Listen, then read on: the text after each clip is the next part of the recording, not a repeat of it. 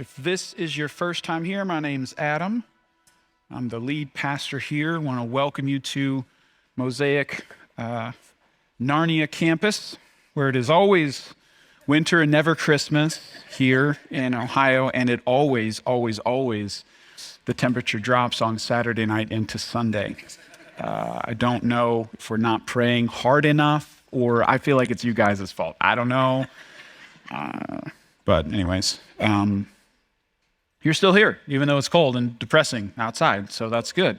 Yeah, one person, two people excited to be here, and we're going to go with that. All right, so we're going to look at a story today that is a combination of Cinderella, Robin Hood, and Braveheart, believe it or not. All three of those wrapped up into one. We have a guy who's rejected by his extended, kind of blended family.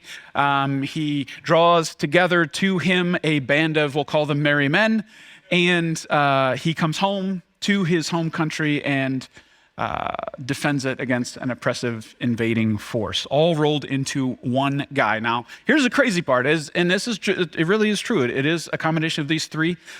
Even with that, it's probably not a story. I mean, for some of you, you've never even heard of this guy. It's not a super popular one. It's in the book of Judges, and the book of Judges is the same book that has guys like Samson and Gideon. And even if you're not church, you've probably heard of those guys. Super popular, super engaging stories. This guy actually has a decent amount of the book of Judges dedicated to him, and you probably still haven't heard of him because, I'll be honest, a lot of churches will say don't know what to do with him. So the guy's name is Jephthah. Jephthah, I think. We're 90% sure it's Jephthah. Jephthah? Sure, right? Like, as far as you know. I have this website that I go to where, like, you can click on a button and they'll, like, pronounce the word for you. But it's a Hebrew word, so most of the time there you go, it's somewhere in the word. And I don't know, this one, the guy just it sounded like he sneezed, and that was the name of this guy. So I'm going to go with Jephthah today, and if you have a better way to pronounce it, you can tell me later. So Jephthah's story is what we're going to look at today. Now, we're in the series called God in the Wild, where we're looking at what Christians call a wilderness experience, right? It's a season of your life where maybe you feel a little lost. You feel like rather than thriving, you're just surviving in life. It's just a season, right, where you're just exhausted, usually hurting in some way.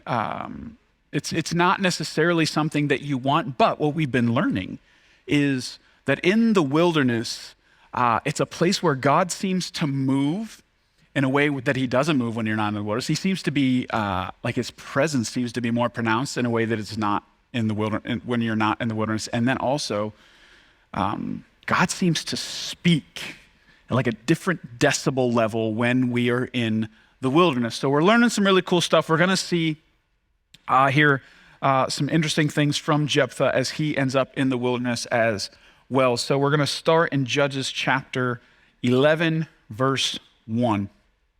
Now, Jephthah of Gilead was a great warrior. He was the son of Gilead, but his mother was a prostitute. Verse 2, Gilead's wife also had several sons, and when these half-brothers grew up, they chased Jephthah off the land. You will not get any of our father's inheritance, they said, for you are the son of a prostitute. So I think we can safely say that Jephthah has some family dysfunction going on. And I want to say that everybody sitting here has some level of that, right? Hopefully not this, right? I hope none of you have exactly this story going on in your family. And if you do, please come talk to me. I think you might need some help. But he's got some family stuff going on, and it's complicated, right? So every family has, I don't know, some kind of skeletons in the collective closet. Every family has like decisions that get made by one person that don't just hurt the one person, that hurt everybody in the family. And that's what's happened here. One sin is now multiplied into many. So Jephthah's mom is a prostitute, and his dad, you might not have like seen it in the first two verses that we read, but his dad is a rich guy. Gilead, I make the argument to you that there's an entire region named Gilead. and that's his dad's name. So if you have an entire region named after you, you probably got some money, right? That's just my logic there. But somehow, and I just have some questions. I don't know if you guys do this when you read the Bible, but I like to ask questions. I like to notice things. So, and I don't even have an answer for this, but as I'm reading these first two verses, I'm curious because, well, one, how did Gilead know that Jephthah was his? Genuinely, like they didn't have, nobody's going to take a DNA test back then. And considering Mama's occupation, I just don't know how he knew he was his. Like maybe he had blue eyes. I don't know. Like what was the thing? And then, even more fascinating, how did Jephthah end up with Gilead?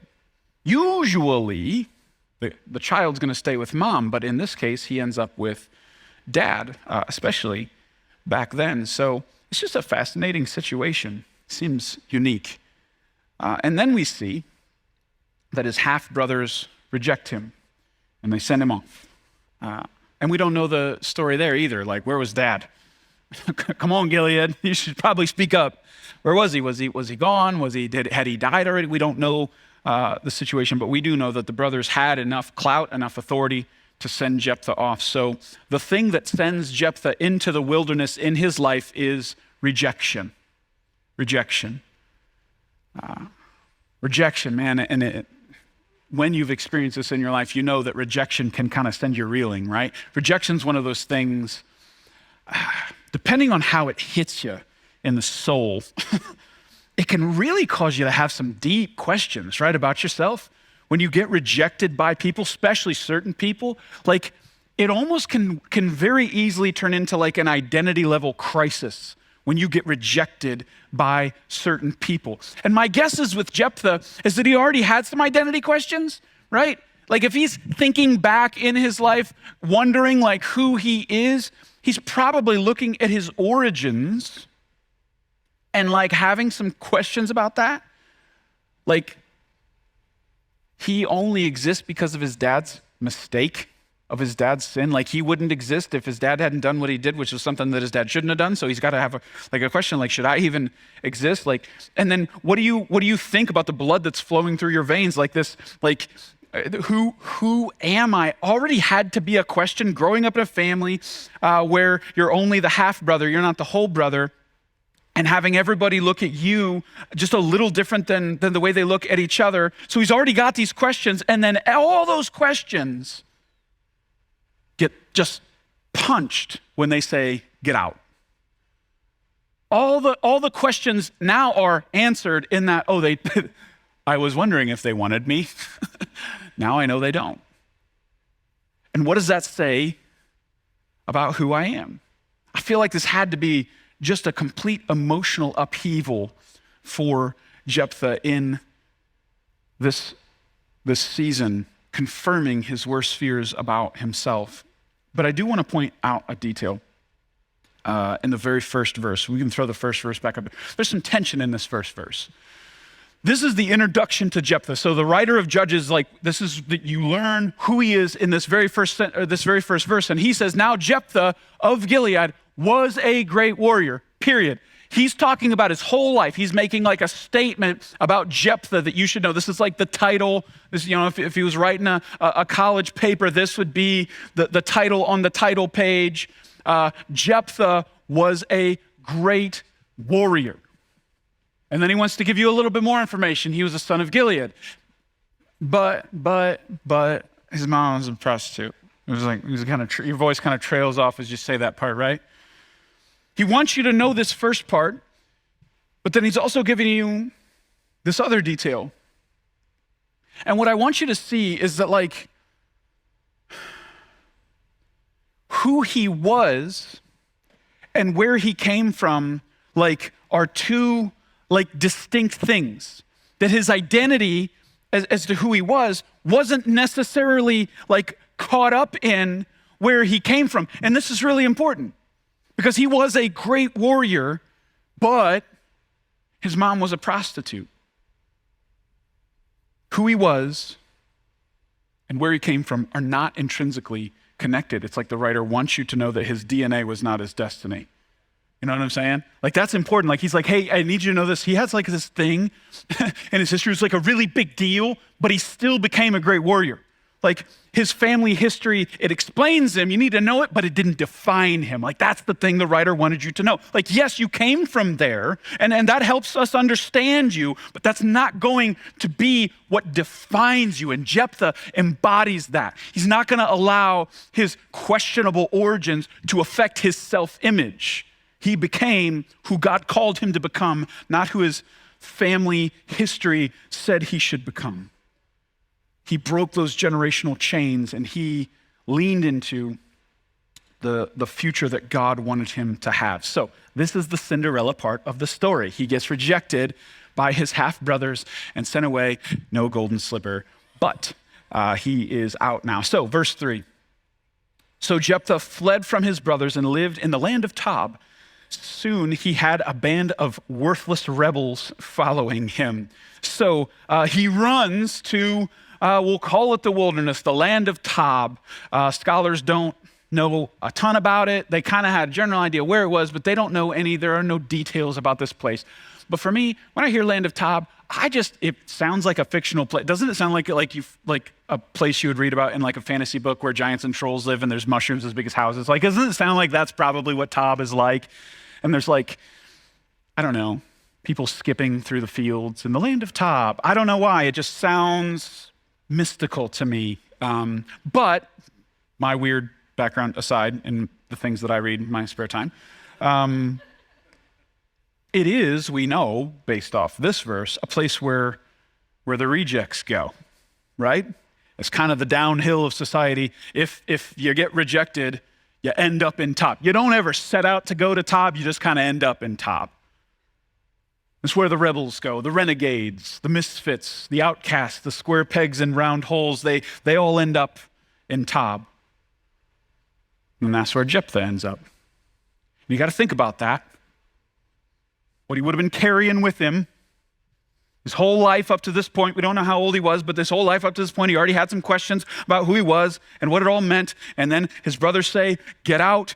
So he leaves. He's got nothing, right? The whole point of them kicking him out was to make sure that he wouldn't have anything. They didn't want to split the inheritance one more piece of the pie. They wanted that piece of the pie. So Jephthah leaves with nothing. And he ends up in Tob with a bunch of other guys who have nothing. But look what happens. It's kind of unexpected, right? He had a band of worthless rebels following him. He becomes their leader. I think this is really important because walking to the wilderness, walking into the land of Tob, like he could have been broken. He could have come to this conclusion that whatever my life was gonna be, it's now not gonna be because I'm here instead of there now. But instead, like the wilderness doesn't break him. The wilderness doesn't destroy him. The wilderness does not cause him to like settle for a lesser life. He decides he's going to be who God created him to be no matter where he ends up. And I think that is one of the coolest things about Jephthah. I love this guy reading this story about what I want to say, like the word that I want to use to describe him, at least in this part of his life, is the word faithful. I know it's not like a super popular word that we use anymore, but he felt called here to like be a leader, and then he gets kicked out of here, but that doesn't change what he believed God called him to back there. He's just going to be it here now. And I think that's really cool that it didn't affect him. The word faithful, and I know we don't use that word a lot these days. Only time you really hear the word faithful is outside of church anyways, is to describe a significant other who remains faithful, right? The basest meaning of the word, like your girlfriend didn't cheat on you, like she's faithful, right? I used boyfriend in the first service. I thought I'd use girlfriend. Somebody pointed it out that it was weird, throwing me off. It's girlfriend. I have a wife, by the way. She and I are both faithful. I have neither girlfriend nor boyfriend, which these days I guess you have to clarify that. So anyways, this kind of stuff's supposed to happen in first service. So I'd like to genuinely apologize to all of you watching online, both now and in the near future, whenever you do happen to watch it. What were we talking about? Faithful. That's right. Faithful. All right. So the word faithful, it kind of has a base meaning the way we use it in just regular life. But in the Bible definition, it's a little bit deeper. It definitely has like the idea of like being dedicated, being dependable, being steadfast, worthy of trust and all that. But in the Bible, like the word faithful always has like a longer term of time attached to it. Like it's a long-term word. You don't get faithful in a flash, right? Now I would say that that's even true of now. Like you're not gonna, if you're dating somebody, you're not gonna call them faithful if you only dated them for a week, right? You don't know yet, right? We gotta see here. It's one of those. It's a long-term thing. It's kind of like compounding interest. You don't notice it at first. It becomes apparent later, and that's the way faithful is. Faithful at first, we don't know, and then you start to realize, ooh, okay, this is faithful. So there's a length of time attached to the word. And then more importantly, maybe in the Bible, is the idea that faithfulness seems to be shown most in difficult situations, right? In the Bible, when they talk about faithful, honestly, the word faithful is most often used to describe God, that he is the faithful one. And most of the time when that is said, it's said in a difficult situation. Because it's the dark times where the light is shining in that faithfulness. It's the difficult times that faithfulness is shown. It's almost as if you don't need faithfulness when things are good, but when things are bad is when it shows up. So listen, this is an important sentence here. Faithfulness is about not letting circumstances change your conviction, your direction, and your perception of God. Faithfulness is about not letting your situation change your conviction, the things you believe, your direction, where you feel like God's calling you to be, and your perception of God in that situation. All three of those, I think, are important. Because so often when you hit a circumstance, when you hit a situation, the temptation is to allow that temptation to bump your conviction. And you think, I don't know if I believe that now that I'm here. And I think Jephthah very easily could have done that, right? He could have been in the land of Tob and said, I don't know if I believe the same as when I did when I lived in Gilead. It could have knocked him off, but it didn't. Direction too. A lot of times we allow situations, we allow circumstance to like dictate our direction in life. Like we're a river and we'll just take the path of least resistance. But Jephthah's like, no, I felt called to be a leader here. Just because I'm here doesn't mean that changed. Yeah, it's harder. It's going to be different than I thought it was going to be there, but I'm still called to be that. I'm not going to change my mind about that direction. And then most importantly, we don't allow a difficult situation. We don't allow difficult circumstances to change our perception of God. And this is where the fight's at. I think this is like the definition of faithfulness. It's the fight, right? Because the temptation is to use your circumstance to interpret God, right? That's always the temptation to say, I'm going through this. What does this mean about who God is? What does this mean about how God feels about me, right? But that's not the way we're supposed to. We're supposed to flip that around and use what we know about God to interpret our situation and our circumstance. So this is anchored. We don't change what we think about God based off what we're going through. No, we change what we think about what we're going through based off what we know about God. And that's the fight though, right? That was a golf clap, but should have been better. It was all right. I'll go over here. Maybe you guys will clap better. Just kidding. But I think, so I want to say it this way too. I want you to I think this is one of those things you can kind of feel almost like unnecessarily guilty over, like that unnecessary Christian guilt where you're like, well, I'm always struggling with this. Yeah, you're alive, right? Like this is gonna be a fight in your life. Every time you go through something, you're gonna have a choice, and it's gonna be this fight to say, will I just hold on to who I know God is and allow that to paint the circumstance, or will I shift into allowing this thing I'm going through to paint who I think God is? That's always going to be a fight. So don't feel guilty about it. Fight. That's what it's supposed to be. And that's why I love Jephthah, because he gets this thing right. And that's why I want to call him faithful in this situation. He doesn't allow the circumstance to change the way he views God. And man, everything changed his life. Think about it. Location change, Gilead to Tob, resource level changed, trust fund baby to nothing, right? To homeless guy. And then all his relationships changed. He knew people, he knows no one now. But he had like a stubbornness to his calling, and faithfulness has a stubborn streak to it. It would have been really easy for Jephthah to allow like getting punched in the mouth by his circumstances to cause him to just give up. It would have, right? Would anybody have faulted him for that? His future was secure. Everything was great. And boom, he's got nothing now. Would anybody have said, hey man, like, you really should have held it together? No, I think everybody would have been like, yeah, that was really hard. I bet that changed the way you think. And he didn't. He didn't allow it to happen. And here's why this is important. Because if he had given up, if Jephthah going from Gilead to Tob, if in that transition he had said, like, you know what, I can't do this, and I'm not going to try anymore. I ended up over here.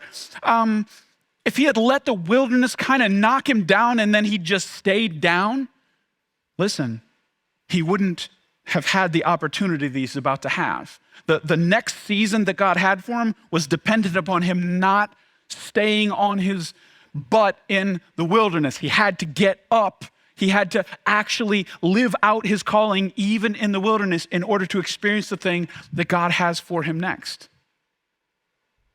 Because God doesn't just use the wilderness to prepare him, he certainly does. He also uses it to position him. But Jephthah had to buy into that. Jephthah had to allow God to position him. So let's look at what happens to Jephthah. Not to Jephthah, while Jephthah is in Tob, verse 4. About this time, the Ammonites began their war against Israel. So while he's in Tob, Israel is under attack. Home gets attacked. So he wasn't there when they get attacked. He wasn't there for the buildup to it. He wasn't there when Israel made all the decisions that they made that caused the attack. Jephthah isn't home, and home gets attacked. And then verse 5. When the Ammonites attacked, the elders of Gilead sent for Jephthah in the land of Tob. The elders said, come and be our commander. Help us fight the Ammonites. Okay, right? Yeah, guys. No, I'm good, right? I got my worthless rebels over here. We're having fun. They want him back. Think about what would go into that decision for these guys over here in Gilead where things were good until they weren't. They get invaded. They have a meeting. Who are we going to make like general? Who are we going to put in charge? And they're talking.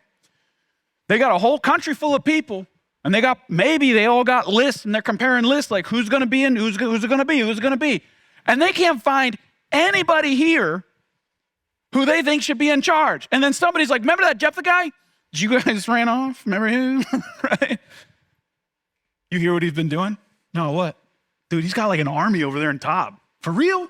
Yeah, man, he's like leading them, and they're like really like a powerful kind of thing over there. They're a bunch of worthless rebels, but you know, they're doing it over there, and he led them. Really?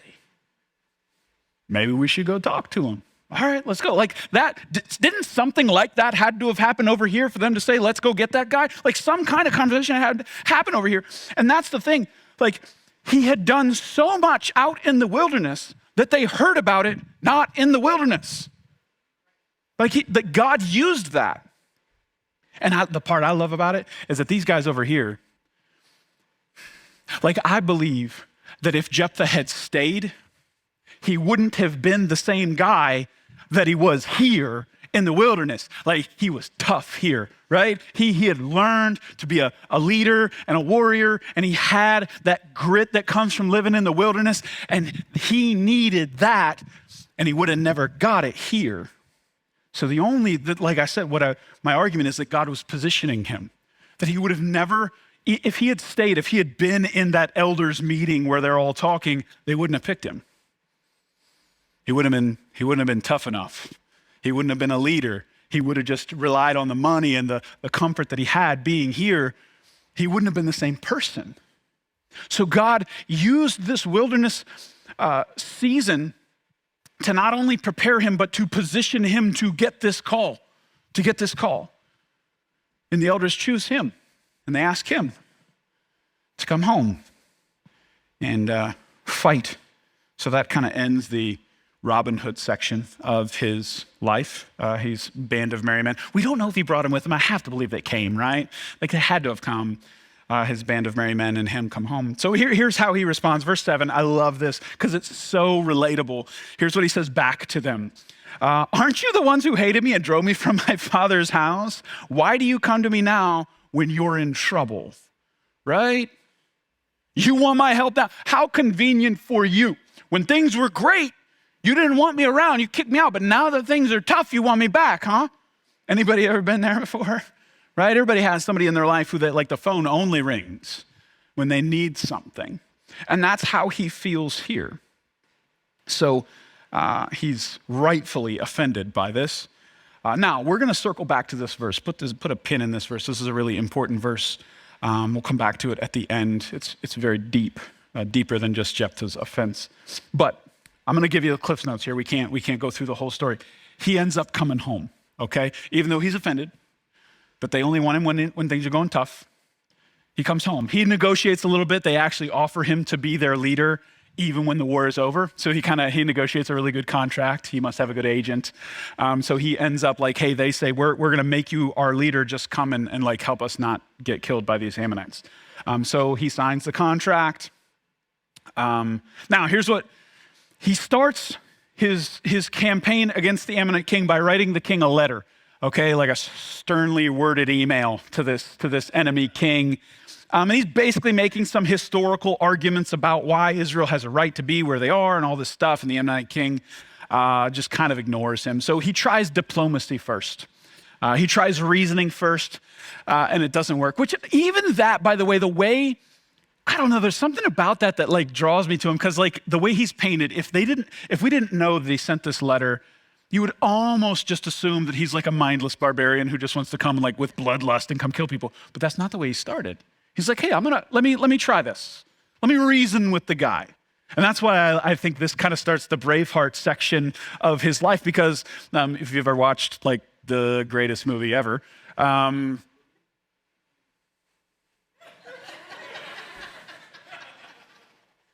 hold on. Why did no one? I mean, it's a little foggy, so I couldn't see. But no one like nodded their head again? It is old. How old is that movie? Like 30, it's probably 25 years old now. Okay, so I joke about having Marvel movies as like required watching. I just kind of assumed that you'd all watch Braveheart too, right? I know it's not like the coolest movie anymore, but like I've been waiting. My son he just turned 11. I'm like, there's gonna be a time, it's gonna be a rite of passage when I sit down with him and be like, son, we've played Halo together, and now we will be watching Braveheart. You are a man now. No one? Okay. Illustration is failing horribly. But you should go home and watch it. Braveheart, William Wallace in the movie is not just a fighter. He also has a tactical mind, and he would reason. So I love that about Jephthah. He's not just the guy who learned how to hit things out in the wilderness. He also developed as a leader. He tries to reason with the guy. He says, well, actually, the Ammonite king doesn't even respond. So he gets left on red. So he gets the army together. Verse 29, here's what happens. At that time, the Spirit of the Lord came upon Jephthah. He went through the land of Gilead and Manasseh, including Mizpah and Gilead, and from there he led an army against the Ammonites. I just wanted to point this verse out because as experienced as he was, as much skill and talent he had as a leader and a warrior and a general and all that, this verse says that he still needed the Spirit of God to do the thing that God was calling him to do. And I think that's really important, especially if you get to that point in your life, and I'm just now starting to scratch the surface of this, where I feel like I have experience, like I got enough gray hair that I can start to think like, I actually like think I know something. It becomes a temptation though, now that I have some, to go, I'm gonna rely on that. I'm gonna rely on my skill, I'm gonna rely on my experience, and whether I say it overtly or not, essentially tell God, I got this, God. Look at all the experience you gave me. Look at this talent you gave me. I'm just going to rely on that, and I got this. And I'm telling you, if you do that, you're going to fall on your face. And it's like not going to make sense because you're like, I have all this experience. I have all this talent. Like I have this, God made me this. I feel like I'm built for this. But even if you're built for it, you still need the Spirit of God to do the thing that God has called you to do. So he needs God. Then this happens. So this is the controversial part of the story. It's the part of the story that makes people not want to preach this story. Verse 30. And Jephthah made a vow to the Lord. He said, if you give me victory over the Ammonites, I will give the Lord whatever comes out of my house to meet me when I return in triumph. I will sacrifice it as a burnt offering. That is a weird thing to say, right? What do you think is going to come out of your front door, you moron? Right? No? No one? Okay, did you read it? Whatever comes out of my house to meet me, does he like hate his wife or something? Like, what is this? Like, I don't understand. Why would you even say that? And so a lot of preachers shy away from this because, well, or they just lean into it. And like, if you look up Jephthah and you're like looking up sermons, a lot of them will be titled Jephthah's foolish vow. It was foolish. And I get it. It does seem a little brash. It's not as foolish as it sounds. So let me give one little caveat to the way I view the story. You might view it different, but the English translation of these couple of sentences doesn't quite do it justice. There is a conjunction between these two sentences when he says, I will give the Lord whatever comes out of my house to meet me when I return in triumph. I will sacrifice it as a burnt offering. There's a word between there. That's a Hebrew word, and Hebrew is a little funny. So it could mean and, but it also could mean or. So if you read it again and you actually read it with or in there, it doesn't sound so bad. I will give the Lord whatever comes out of my house to meet me when I return in triumph, or I will sacrifice it as a burnt offering. That's a little bit better, right? Because basically he's saying, hey, I'll either dedicate this thing to the Lord, I'm going to give this thing to the Lord, or we're going to burn it up, right? So if it's an acceptable sacrifice to God, I'm going to make it an actual sacrifice. So if our family goat walks out, we're killing it and we're eating tonight, okay? But if it's a person, we're just going to dedicate them to the Lord, right? So he gives himself some options here. That's how I view it. Some people think that he was prepared to do human sacrifice. I just think that's wrong, and I don't have time to go into it. So if you want to fight with me, email, connect at, they're just kidding. All right, so he's got some options.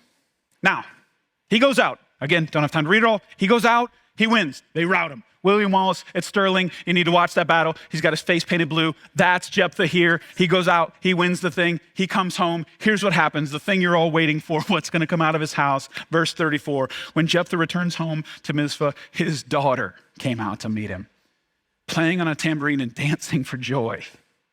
She was his only child, and he had no other sons or daughters. So now you see why I'm harping on this thing, right? Because I don't think he kills her. But this still is impactful to him. He essentially said, I'm going to dedicate whatever comes out of the house to the Lord. Now, at that time, that meant, if you look over at like the story of Samuel, when his mom dedicated Samuel to the Lord, she like gave Samuel to the temple, and Samuel like grew up in the temple, and Samuel becomes like a priest. Like that's the way this kind of works. So the way I see what just happened is his daughter just signed up to be kind of a nun. She's going to go live with the priest, and she's going to become like essentially give her life to God in that way. So she's given up her dreams of getting married and having family and all that stuff because daddy decided to mouth off before he went to war, right? So maybe foolish fits a little bit. Not as foolish as some preachers would say, but this still does seem a little brash. Now look at his response to it in verse 35. When he saw her, he tore his clothes in anguish. Oh, my daughter, he cried out, you have completely destroyed me. You've brought disaster on me, for I have made a vow to the Lord, and I cannot take it back. Now, I want to acknowledge that this story is messy. It's in the book of Judges. Have you read the book of Judges before? Everything in the book of Judges is messy. It's the messiest book in the Bible. But a matter of fact, I actually think it's designed to be that way. Because the overall message of the book of Judges is that no matter how awesome the hero, they always have a flaw.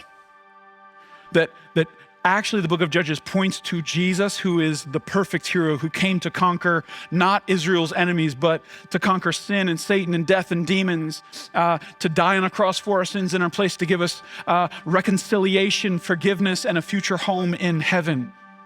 Jesus is the perfect judge. That's the message of the book of Judges. So every hero in the book of Judges has like a fatal flaw attached to them. So I do believe that Jephthah is like far from a perfect example. But if you've ever read the book of Hebrews before, there's something in there. It's in chapter 11. Or is it 12? I forget. I always get them mixed up. That's -1 gold star for me, Pastor. The Hall of Faith, we call it. Jephthah's in there. Did you know that? Jephthah is named. You probably never noticed it before because you ignored it because you didn't know how to pronounce it, so you just kind of skimmed over the name. But his name is in the Hall of Faith. The writer of Hebrews looks at this guy and goes, man, he had faith. Yeah, the daughter thing, what are you doing there? But no, he had faith, man. He got kicked out of his home. He ended up in the wilderness, but he didn't give up, and he became the person God wanted him to be. And even in this, I gotta say, maybe he didn't realize the magnitude of his vow when he made it. You ever done that? You ever get emotional and like say some stuff like, oh man, I'm gonna do this thing. And then like you wake up the next morning and you're like, oh, what did I say I was gonna do? It's different, right? And maybe that's what he felt here. But what I respect about him is that he kept it.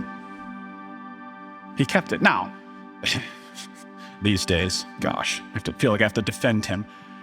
His daughter even told him to, just so you know. She said, hey, you made that vow? Daddy, you got to keep it. That's part of the reason I don't think he killed her and burned her. I don't think that's the way the story is. She probably wouldn't have said, let's do this. She knew, though, that she was giving up her hopes and dreams in her life and she was going to go be dedicated to the Lord. But she says, Dad, you got to do it. And he does.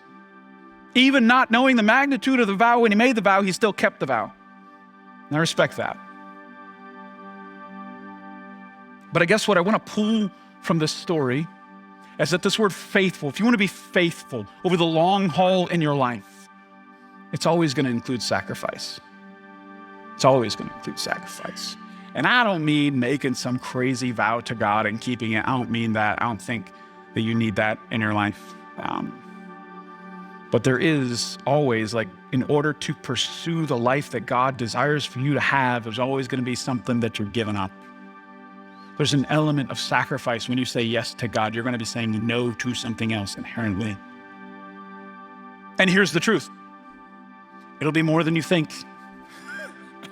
Ask Jephthah. It will be more than you think. To pursue the dream, to pursue the calling, to pursue the life that God wants you to live, you will have to sacrifice more than you think. But that's what I love about him. He had this steely determination that he's going to do what God wanted him to do. He's going to be who God wanted him to be. Hey, I feel called to be a leader. Ooh, I ended up in the wilderness. Still going to be a leader. I said I was going to do something. Turned out to be more expensive than I thought it was going to be. Still going to do it. I love that.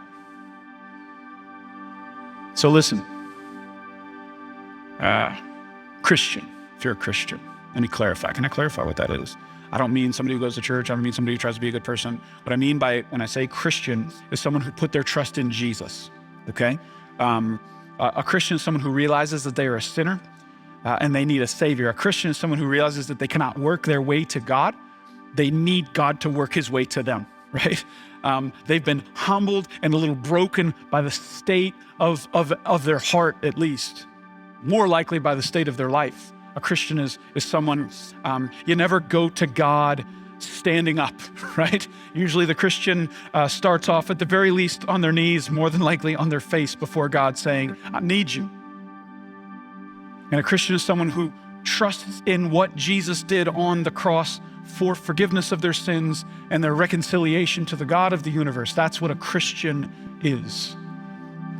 So if you are a Christian, you need to know that sacrifice will play a role in your life. It will. Let's back up to that verse 7. I want to show you something here. Verse 7, the one where Jephthah is responding to the elders. Remember, the elders wanted him back, and he's like, hey, aren't you the ones that hated me and drove me from my father's house? Why do you come to me now when you're in trouble? Now, as much as I just love that verse, because it's exactly what I would want to say in that situation, this verse is actually deeper than it appears. It seems very surface level, but I actually think this verse kind of sums up the entire book of Judges. If not, could sum up almost the entire Old Testament. This verse is Jephthah's heart, but it's also God's heart. It's really almost could stand as a summary of the thoughts of the writer of Judges. God saying, essentially, oh, you didn't want me around when things were good, but now you need me when things are bad, huh? And that's the pattern. If you look in the book of Judges, Israel has this pattern. Things go well, they ignore God. Things go bad, they cry out to God for help. That's the pattern in Israel's history. Things go well, they start to ignore God because things are great. I don't need him. I'm fine. Things start to go bad, cry out to God, God, I need you. Things are not going well. And that's the pattern. It just keeps happening over and over again. Honestly, you kind of track this pattern all throughout the Old Testament. So this statement by Jephthah is almost prophetic. Yeah, Jephthah felt this way, but so does God.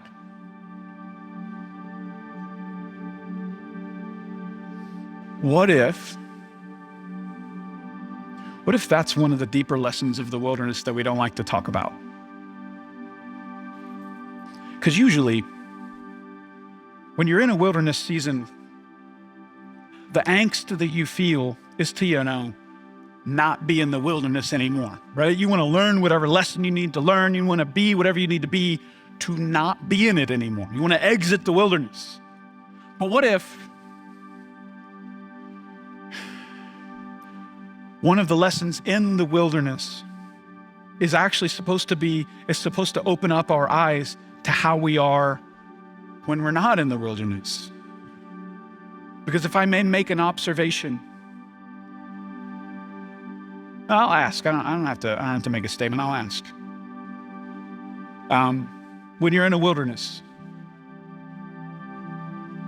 what's your prayer life like? How much do you pray when you're in a wilderness?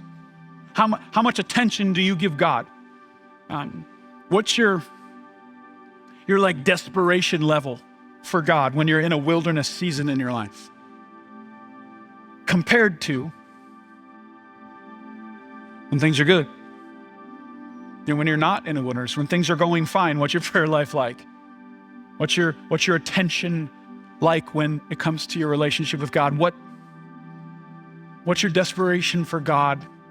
What's that level when you're not in the wilderness? And if we compare the two, that you pray more, you're more in tune with God, you're more desperate for God when you're in the wilderness. When things are great, you kind of ignore him, you don't really need him, you're not praying all that much. Can I just ask the question, where do you think God wants you? That's the thing we don't want to look at, right? I don't want to admit that I'm actually better spiritually here, that I'm paying more attention to God, that I'm more desperate for him here than I am there. But then we also have to ask the question, well, why? Because the dark truth is, if this is true, if there's a huge disparity between these two, what does that mean? Doesn't it mean that, possibly, we view God as a means to an end, not an end in and of himself? Doesn't it mean that rather than worshiping God, we're more using him? Isn't that a possibility? Maybe that's the lesson God's trying to teach you in the wilderness, is he's essentially saying the same thing Jephthah's saying, hey, you only want me around when things are going bad. So maybe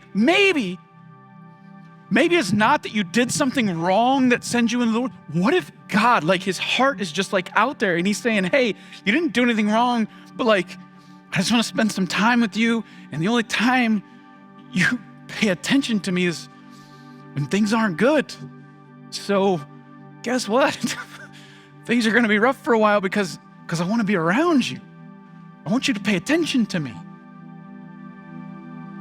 What if that's true? And that's the flip that has to happen. Hopefully it can happen, because Israel never seems to get it. Israel seems to always do this pattern. Things are good, I ignore God. Things are bad, I cry out to him. That pattern continues. The pattern is there, by the way, as a cautionary tale for us not to live that way, right? What if we can learn from this and say, I don't want that pattern. What stops the pattern? What breaks the chain? Where does it have to break? Think about it. It's not going to actually break in the wilderness. You're already desperate for God if you're hurting. You're already crying. You're already praying more. Cool.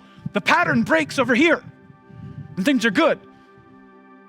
When you pay attention, when you lift your head up and go, my life is not about where I am here.